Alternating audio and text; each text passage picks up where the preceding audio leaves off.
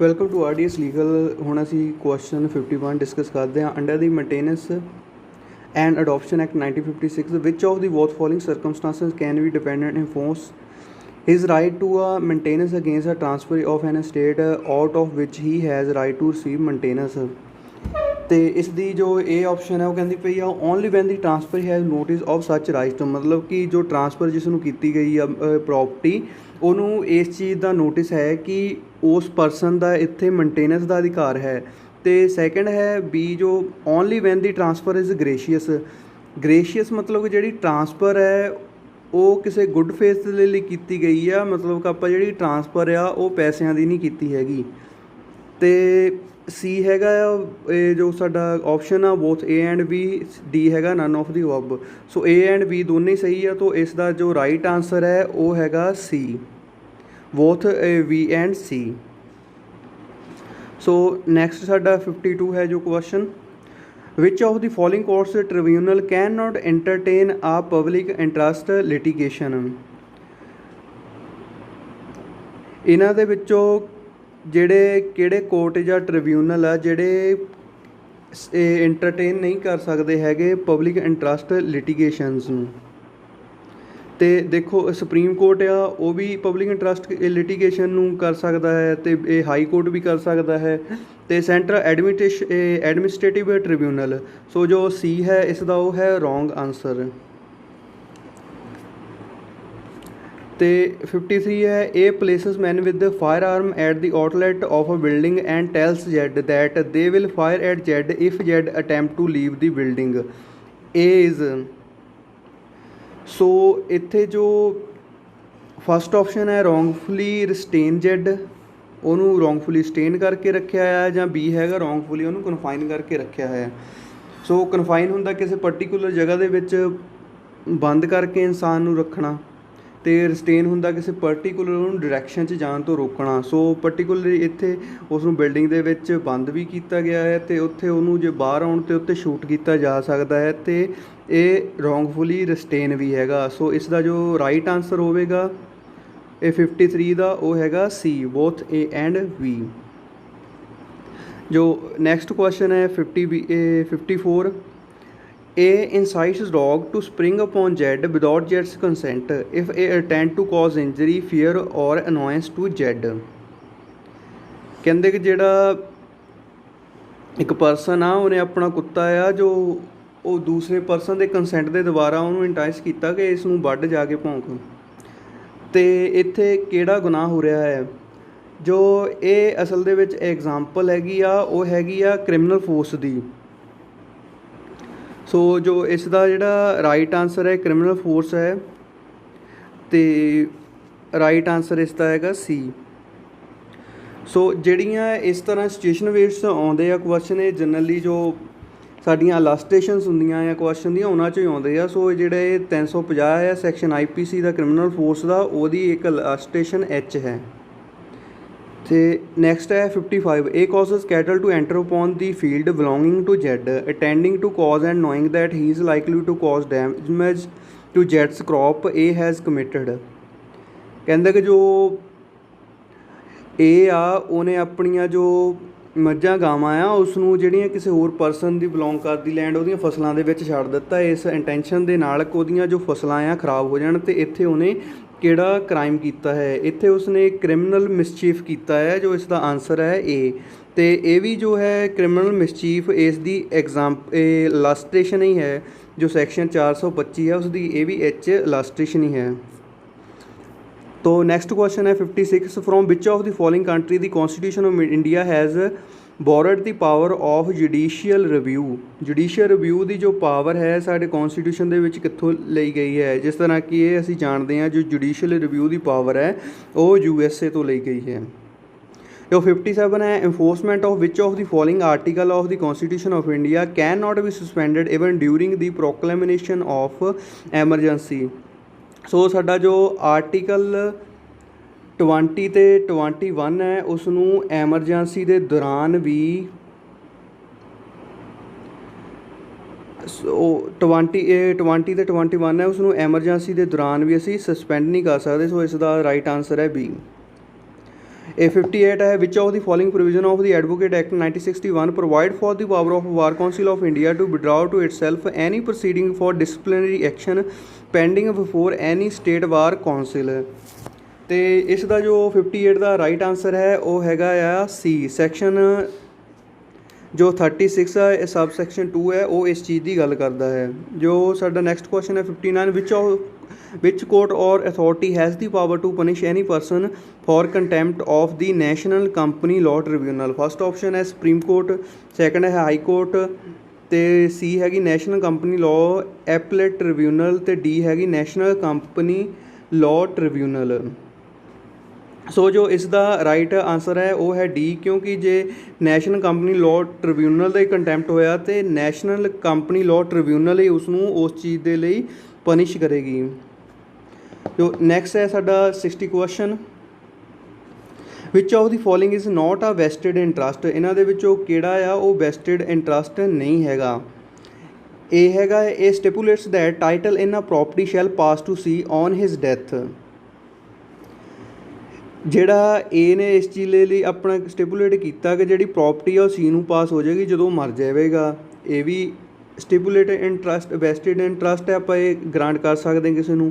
B हैगा A stipulate that title in a property shall pass to C on the death of B. जो B कहता पिया कि जो ए कहता पिया जो बी की डैथ हो जाएगी तो सी नूं जिहड़ी प्रॉपर्टी है वो पास हो जाएगी। इस तरह भी हो सकता है। तो सी है ए स्टिपुलेटेड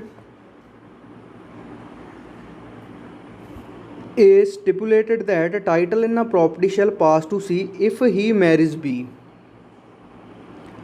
सो जो सी आंसर है वो गलत है, बिकॉज इंडियन कंट्रैक्ट एक्ट है वो भी इस चीज़ के लिए मना करता कि आप मैरिज का कंट्रैक्ट नहीं कर सकते हैगे। सो इसलिए अपने आप दे विच जो इस तरह का कंट्रैक्ट वो वॉइड है। सो इसका जो राइट आंसर है वो है सी, क्योंकि साडे इंडिया दे विच जो मैरिज आ उसनूं सैक्रामेंट मन्निया जांदा, ना कि कंट्रैक्ट मन्निया जांदा। ए 61 है, which of the following is wrong respect of the law of copyright? Copyright protect only the expression and not idea. तो जो ए है ये भी ठीक है, क्योंकि वो एक्सप्रैशन साडी जो राइटिंग लिखी है उस चीज़ नूं ही वो ये प्रोटैक्शन प्रोवाइड करता, ना कि जो साडा आइडिया है उस नूं प्रोटैक्शन प्रोवाइड करता। आइडिया के लिए सानूं जाना पैना है पेटेंट दे विच। तो बी है there is no copyright in respect of a fact. बिल्कुल सही है, जो फैक्ट है वो अपने आप दे विच एग्जिस्ट चीज़ करती है, उहदे लई कॉपीराइट नहीं हो सकता हैगा। तो जो सी है there is no copyright in a government work. लो जी, क्यों नहीं गवर्नमेंट वर्क के लिए भी कॉपीराइट हो सकता? जो सी है इसका रॉन्ग आंसर है। जो डी है दी कॉपीराइट डजंट रिक्वायर रजिस्ट्रेशन, ये भी बिल्कुल सही है कि कॉपीराइट के लिए सानू जरूरी नहीं कि रजिस्ट्रेशन करवानी ही है। जो नैक्सट है साडा 62,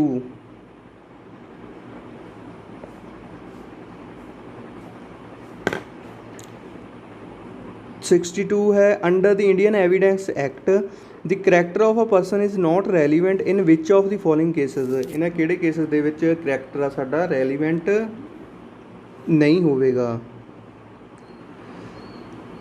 previous good character of an accused in criminal cases, ये भी ठीक आ। असी क्रिमिनल केस दे विच उहदा गुड करैक्टर है उस चीज़ नूं असी शो कर सकते हैं। तो बी हैगा previous bad character in reply of good character. जे कोई गुड करैक्टर अपना करता है तो डिफेंस नूं भी अधिकार हैगा कि वह उस दे बैड करैक्टर नूं भी सामने लिया सके, ये भी बिल्कुल सही है। जो सी है character to prove conduct imputed in civil cases, जो सी है वो बिल्कुल गलत है, क्योंकि असी सिविल केसेस दे विच जो करैक्टर है उसनूं असी इंप्यूट नहीं कर सकते हैगे। सिर्फ करैक्टर है वो क्रिमिनल केसेस दे विच असी इंप्यूट कर सकते हाँ। Character affected the amount of damages in civil cases, ठीक है, कितने हद तक कर सकता है जो, बट मोस्ट एप्रोप्रिएट इसका आंसर होगा वो होगा सी। 63 क्वेश्चन है, which one of the following is primary evidence document produce for the inspection of the court? ठीक है, बिल्कुल जो ए इसका राइट आंसर है। जो कॉपीज़ मेड फ्रॉम ओरिजिनल ये भी सैकेंडरी है, सर्टिफाइड कॉपी ये भी ਸੈਕੰਡਰੀ 'ਚ ਆਵੇਗਾ ਅਤੇ ਫੋਟੋ ਸਟੇਟ ਆ ਉਹ ਵੀ ਸੈਕੰਡਰੀ ਡਾਕੂਮੈਂਟ ਦੇ ਵਿੱਚ ਆਉਣਗੇ। ਨੈਕਸਟ ਅਸੀਂ ਹੁਣ ਦੇਖਦੇ ਹਾਂ 64 ਦੀ ਕੰਜ਼ਿਊਮਰ ਪ੍ਰੋਟੈਕਸ਼ਨ ਐਕਟ 1986 ਇਹ ਕਦੋਂ ਇਫੈਕਟ ਦੇ ਵਿੱਚ ਆਇਆ ਸੀਗਾ। ਜੋ ਕੰਜ਼ਿਊਮਰ ਇਹ ਪ੍ਰੋਟੈਕਸ਼ਨ ਐਕਟ ਹੈ ਸਾਡਾ ਉਹ ਆਇਆ ਸੀਗਾ 15 ਅਪ੍ਰੈਲ 1986। ਹੁਣ ਕੀ ਇਸ ਨੂੰ ਜੋ ਸਾਡਾ ਕੰਜ਼ਿਊਮਰ ਐਕਟ 2019 ਦਾ ਇਸ ਨੇ ਰਿਪਲੇਸ ਕਰ ਦਿੱਤਾ ਹੈ। ਸੋ ਹੋ ਸਕਦਾ ਜੋ ਸਾਡਾ 2019 ਆ ਉਸ ਤੋਂ ਕੁਐਸਚਨ ਕਾਫੀ ਸਾਰੇ ਬਣ ਸਕਦੇ ਆ। ਅਤੇ ਨੈਕਸਟ ਹੈ 65 which one of the following section of consumer protection act 1986 define the term consumer. Consumer ਨੂੰ ਕਿਹੜੀ ਸਾਡੀ ਡਿਫਾਈਨ ਕਰਦੀ ਹੈ, ਸਾਡੀ ਜੋ 1D ਹੈ ਉਹ ਇਸ ਚੀਜ਼ ਨੂੰ ਡਿਫਾਈਨ ਕਰਦੀ ਕੰਜ਼ਿਊਮਰ ਨੂੰ। ਜੋ 66 ਹੈ the principle of law of taxation that no tax shall be levied of the collected except by authority of law it is contained under। ਸੋ ਇਹ ਸਾਡੀ ਜੋ ਕੌਨਸਟੀਟਿਊਸ਼ਨ ਪ੍ਰੋਵੀਜ਼ਨ ਹੈ ਕਿ ਅਸੀਂ ਬਿਨਾਂ ਕਿਸੇ ਇਹ ਜਿਹੜੇ ਅਥੋਰਟੀ ਆਫ ਲਾਅ ਤੋਂ ਅਸੀਂ ਜਿਹੜਾ ਕਲੈਕਟ ਨਹੀਂ ਕਰ ਸਕਦੇ ਹੈਗੇ ਟੈਕਸ। ਸੋ ਇਸ ਦੇ ਵਿੱਚ ਅਸੀਂ ਐਲੀਮੀਨੇਸ਼ਨ ਰੂਲ ਯੂਜ਼ ਕਰਦੇ ਹਾਂ। ਜੋ ਸਾਡਾ ਇਹਦੇ ਵਿੱਚ ਆਰਟੀਕਲ ਇਸ ਚੀਜ਼ ਦੇ ਨਾਲ ਡੀਲ ਕਰਦਾ ਹੈ ਉਹ ਹੈ ਸਾਡਾ article A 265 of constitution of India.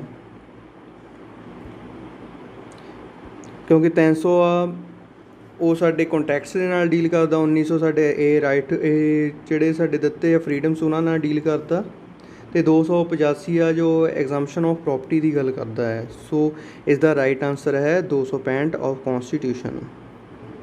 Next ਹੈ 67 under which section of the income tax act income of other person are included in assessee's total income. So other person income ਸਾਡੇ ਜੋ ਇਹ ਸਾਡਾ ਇਨਕਮ ਟੈਕਸ IT ਐਕਟ ਹੈ ਉਹਦੇ ਵਿੱਚ 60 to 65 ਤੱਕ deal ਕਰਦੀ ਹੈ। ਇਸਦਾ ਰਾਈਟ ਆਂਸਰ ਹੈ D। ਨੈਕਸਟ 68 ਹੈ ਇਹ under which of the following article of the Indian constitution parliament is empowered to legislate with respect to a matter in the state list in national interest. ਜਿਹੜਾ ਸਾਡੀ parliament ਆ ਉਹ ਲੈਜਿਸਲੇਟ ਕਰ ਸਕਦੀ ਕਿਸੇ ਮੈਟਰ ਨੂੰ ਜਿਹੜਾ ਕਿ ਉਹ ਸਟੇਟ ਦੀ ਲਿਸਟ ਦੇ ਵਿੱਚ ਆ ਬਟ ਉਹ ਨੈਸ਼ਨਲ ਇੰਟਰਸਟ ਦੇ ਵਿੱਚ ਵੀ ਆ। ਜੋ 68 ਦਾ ਰਾਈਟ ਆਂਸਰ ਹੈ ਉਹ ਹੈ ਸਾਡਾ A 249 ਆਫ ਇੰਡੀਅਨ ਕੌਨਸਟੀਟਿਊਸ਼ਨ।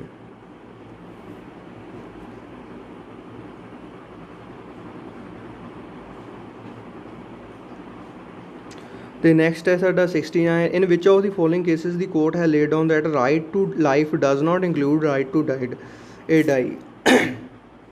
ਜਿਸ ਤਰ੍ਹਾਂ ਕਿ ਇਸ ਦਾ ਸਾਨੂੰ ਆਂਸਰ ਪਤਾ ਹੀ ਹੈ, ਇਸ ਦਾ ਆਂਸਰ ਹੈ B ਸ਼੍ਰੀਮਤੀ ਗਿਆਨ ਕੌਰ ਜਿਹੜਾ ਕਿ ਇਹ 309 ਹੈ ਉਸਨੂੰ ਅਨਕੌਨਸਟੀਟਿਊਸ਼ਨ ਡਿਕਲੇਅਰ ਕਰਨ ਦੇ ਲਈ ਕੋਰਟ ਦੇ ਵਿੱਚ ਫਾਈਲ ਕੀਤਾ ਗਿਆ ਸੀ ਇਸ ਕੇਸ ਨੂੰ। ਅਤੇ ਇਸ ਕੇਸ ਦੇ ਵਿੱਚ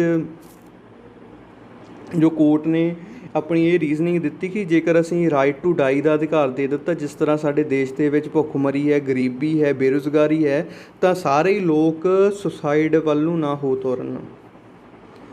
ਜੋ ਸਾਡਾ ਨੈਕਸਟ 70 ਕੁਐਸਚਨ ਹੈ ਦੀ question whether a bill is a money bill or not is decided by. ਇਹ ਦੇਖੋ ਜੋ ਪ੍ਰੀਜ਼ਾਈਡਿੰਗ ਆਫਿਸਰ ਆ ਉਹਦੇ ਦੁਆਰਾ ਹੀ ਹਾਊਸ ਦੇ ਇਹ ਡਿਸਾਈਡ ਕੀਤਾ ਜਾਂਦਾ ਹੈ। ਸੋ 70 ਦਾ ਜੋ ਹੈਗਾ ਆ ਉਹ ਹੈਗਾ ਸਪੀਕਰ ਆਫ ਆ ਲੋਕ ਸਭਾ। 71 ਹੈ decision under 10th schedule is taken by. 10ਵੇਂ ਸ਼ਡਿਊਲ ਸਾਡਾ ਜੋ ਐਂਟੀ ਡਿਫੈਕਸ਼ਨ ਲਾਅ ਆ ਉਹਦੇ ਅੰਡਰ ਇਹ ਜਿਹੜਾ ਆਪਣਾ ਕਿਹਦੇ ਦੁਆਰਾ ਡਿਸੀਜਨ ਲਿਆ ਜਾਂਦਾ ਉਹ ਵੀ ਇਹ ਪ੍ਰਸਾਈਡਿੰਗ ਜੋ ਆਫਿਸਰ ਆਫ ਦਾ ਹਾਊਸ ਆ ਉਹਦੇ ਦੁਆਰਾ ਇਹਦਾ ਡਿਸੀਜਨ ਲਿਆ ਜਾਂਦਾ ਹੈ। 72 ਹੈ in which of the following cases the supreme court held that the international commercial arbitration is one which has its judicial or legal seats of arbitration outside India. So ਇਹ ਵੀ ਬਹੁਤ ਹੀ ਲੈਂਡਮਾਰਕ ਕੇਸ ਹੈ ਜਿਸ ਤਰ੍ਹਾਂ ਕਿ ਸਾਨੂੰ ਇਹ ਸਭ ਨੂੰ ਇਹ ਪਤਾ ਹੀ ਹੈ ਇਸ ਚੀਜ਼ ਬਾਰੇ। ਸੋ ਇਸ ਦਾ ਆਂਸਰ ਹੈ ਇਹ Bhatia international versus world trading ਵਾਲਾ ਕੇਸ।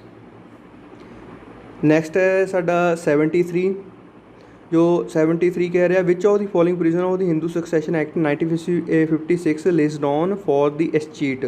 ਐਸਚੀਟ ਹੁੰਦਾ ਕਿ ਜਦੋਂ ਕੋਈ ਵੀ ਏਅਰਸ ਨਹੀਂ ਪਰਸਨ ਦਾ ਬਚਦਾ ਅਤੇ ਉਹਦੀ ਜੋ ਪ੍ਰੋਪਰਟੀ ਹੈ ਉਹ ਸਰਕਾਰ ਨੂੰ ਚਲ ਜਾਂਦੀ ਹੈ। ਸੋ ਇਹ ਸਾਡਾ ਸੈਕਸ਼ਨ ਹੈ 29 ਇਸ ਚੀਜ਼ ਦੇ ਨਾਲ ਡੀਲ ਕਰਦਾ ਹੈ। ਨੈਕਸਟ ਹੈ ਜੋ 74 which one is a foreign award. An award is the arbitration where at least one party is non-Indian. An award passed in a foreign seated arbitration. An award passed in a arbitration where both the parties are non-Indian. None of the above. ਸੋ ਜੋ foreign award ਉਹੀ ਹੁੰਦਾ ਜੋ foreign ਇਹ ਜਿਹੜੀ seated arbitration ਉਹਦੇ ਦੁਆਰਾ ਪਾਸ ਕੀਤਾ ਜਾਂਦਾ ਹੈ। ਸੋ ਇਸ ਦਾ ਰਾਈਟ ਆਂਸਰ ਹੈ ਬੀ। ਜੋ 75 ਹੈ if a man marries a girl who is within his prohibited relationship and his